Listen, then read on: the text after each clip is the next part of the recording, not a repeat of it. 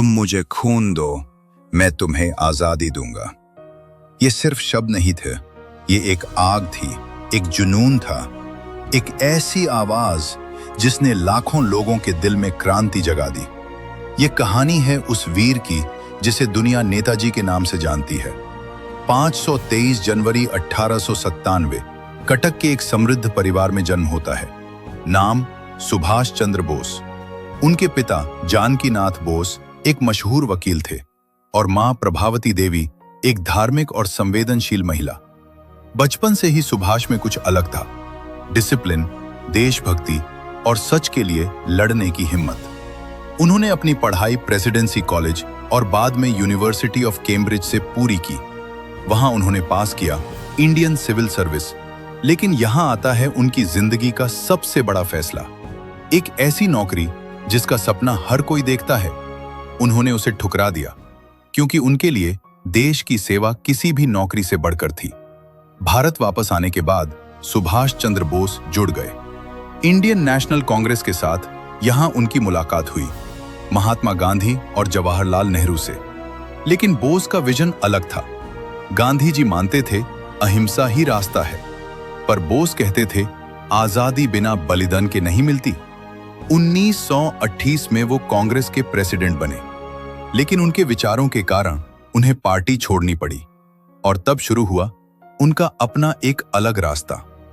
1941 British सरकार ने उन्हें घर में नजरबंद कर दिया, लेकिन नेताजी रुकने वालों में से नहीं थे। एक रात वो अपना रूप बदलकर चुपके से घर से निकल गए।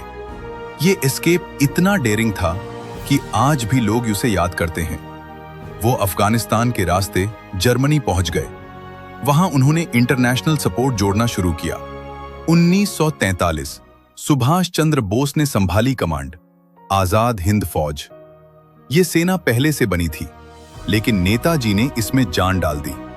उन्होंने दिया नारा, दिल्ली चलो, और हर सिपाही के दिल में एक ही आवाज गूंज उठी, जय हिंद। इस सेना में महिलाओं का भी एक रेजिमेंट था, रानी झांसी रेजिमेंट। ये सिर्फ सेना नहीं थी, ये एक सपना था, आजादी का सपना। जापान के सपोर्ट के साथ आजाद हिंद फौज ने ब्रिटिश के खिलाफ जंग शुरू की।